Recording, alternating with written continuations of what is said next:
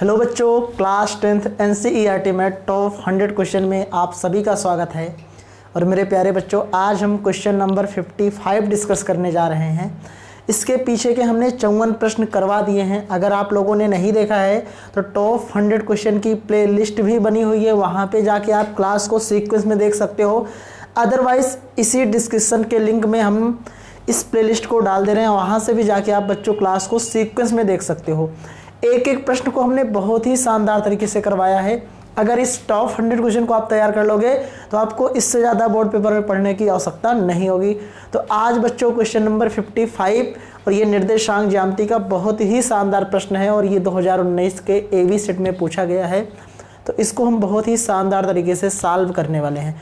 और आप सबको पता होगा टॉप 100 क्वेश्चन की क्लासेस बहुत कम मिल रही हैं, लेकिन अब कंटिन्यू क्लास चलेगी और इसको हम टॉप 100 क्वेश्चन पूरा कंप्लीट करा देंगे आपके बोर्ड पेपर के पहले। ठीक है, तो चलिए क्वेश्चन क्या है। यदि बिंदु A x, y B -5, 7 और C -4, 5 सररेख हों तो x y के बीच में रिलेशन स्थापित करो। मेरी बात सुनिएगा, 3 बिंदु है। एक बिंदु A है जिसका निर्देशांक मेरे प्यारे बच्चों क्या है, x, y। दूसरा B है जिसका है -5, 7 और जिसका C है -4, 5। ठीक है, ये तीनों बिंदु संरेख हैं। संरेख का मतलब होता है एक ही रेखा पर। जैसे ये मान लो सपोज दैट एक रेखा है तो तीनों बिंदु इसी रेखा पे हैं, तो इसी को बच्चों कहते हैं संरेख। ठीक है, जब तीनों बिंदु एक रेखा पे होंगे तो उसे कहते हैं संरेख। तो रिलेशन बताना है कि x y में क्या संबंध आएगा, क्योंकि a का निर्देशांक x, y दिया गया है। तो सबसे पहले हम कंडीशन जान लेते हैं कि अगर 3 बिंदु संरेख हैं तो होता क्या है बच्चों, जो त्रिभुज का क्षेत्रफल होता है, क्योंकि 3 बिंदु से ट्रायंगल नहीं बनेगा।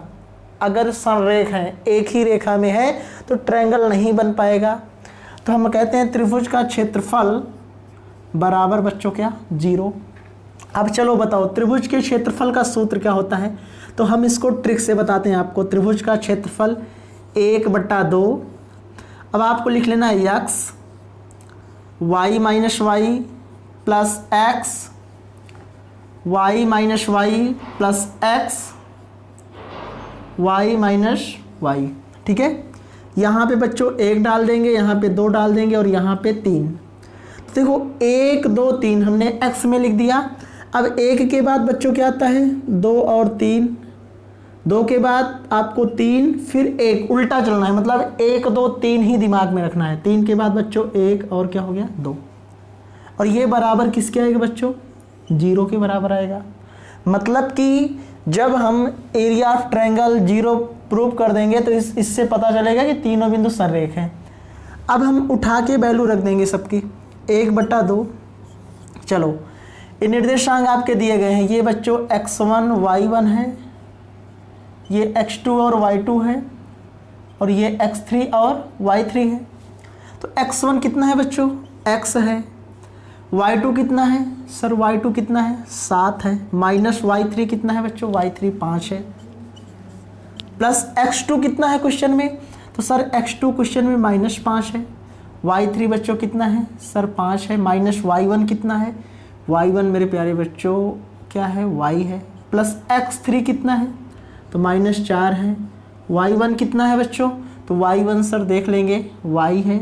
अब माइनस y2 कितना है, तो y2 बच्चों कितना है, 7 है। अब बराबर कर देंगे क्या, 0।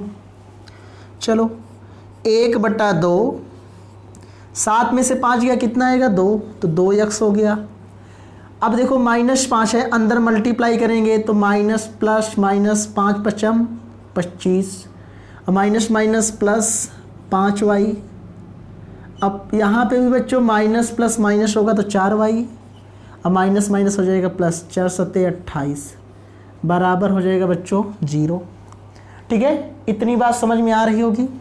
एक स्टेप और नीचे चलेंगे, जगह है 1/2।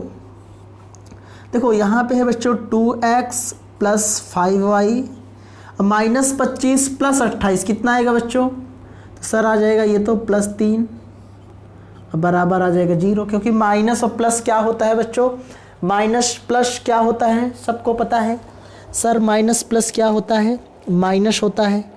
माइनस प्लस बच्चों क्या होता है, माइनस होता है, कोई दिक्कत नहीं है। अब इसको हम यहाँ पे कर देते हैं तो हो जाएगा बच्चों, देखो यहाँ 2 में है, उधर जाएगा तो 0 हो जाएगा, तो हो जाएगा 2x + 5y + 3 = 0। यही बच्चों आपको रिलेशन बताना था, x y के बीच में संबंध बनाना था। तो वो इक्वेशन आपका आया, जो संबंध आया वो आया 2x + 5y + 3 = 0। ये क्यों आया, इसका रीज़न जान लो।